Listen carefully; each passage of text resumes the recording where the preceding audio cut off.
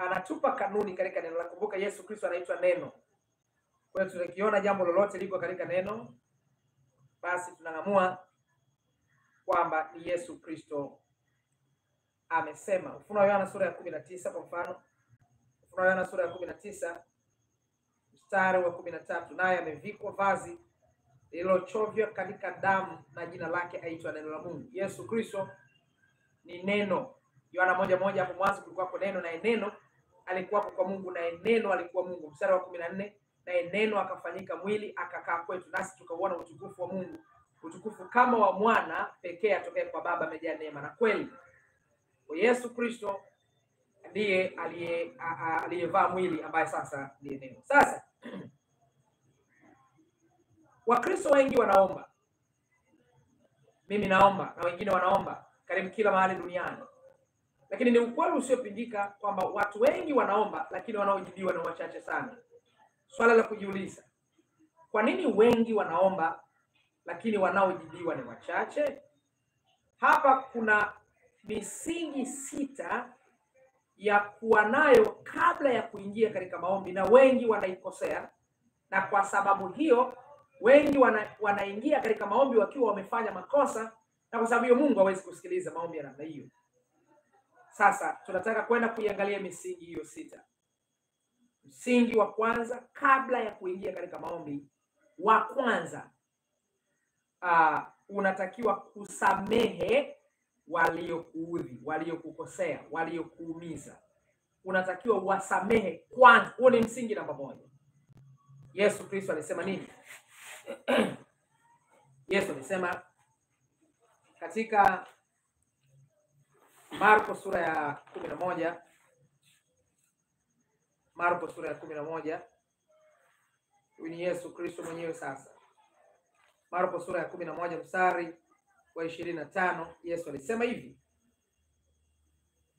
nanyi kila msimamapo na kusali, sameheni mkiwa na neno juu ya mtu, ili na Baba yenu aliye mbinguni awasamehe na ninyi makosa yenu. Kwanza ni kusamehe, namba 1. Hiyo ni kanuni ya kwanza. Kwa nini tuanze na kusamehe? Kwa sababu kanuni namba 2 inataka uombe msamaha. Kanuni namba 2 inataka utubu. Na ikumbukwe, kama wewe hujasamehe, hata ukitubu huwezi kusamehewa. Kwa kanuni ya kwanza ni lazima usamehe kwanza kabla ya wewe kwenda kwenye toba. Kwa kanuni ya kwanza ni lazima wewe usamehe waliokuudhi. Waliniumiza sana, alinichukulia mume. Unapongangania kuto kusamehe, maana yake unajiletea madhara mwenyewe. Kwa hiyo kuachilia kuna kuponya wewe. Kuachilia kuna kusaidia wewe. Hakumsaidia anayesamehewa, kuna kusaidia wewe ili uweze kupata upenyo mbele za uso wa Mungu.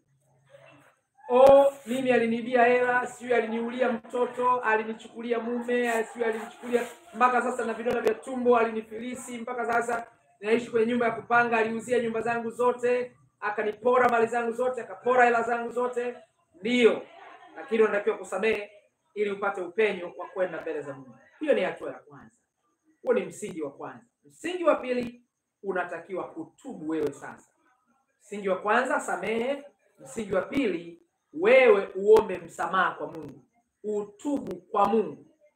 Kwa nini utubu kwa Mungu? Mithali 15:29. Mithali 15 mstari wa 29. Mithali 15:29, Biblia inasema, Bwana yu mbali na wasio haki, bali huisikia sala ya mwenye haki.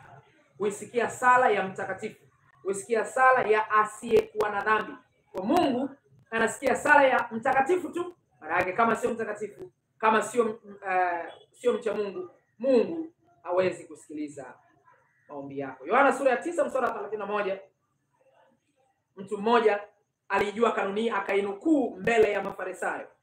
Yohana sura ya 9 mstari wa 31. Twajua ya kuwa Mungu hawasikii wenye dhambi, bali mtu akiwa ni mcha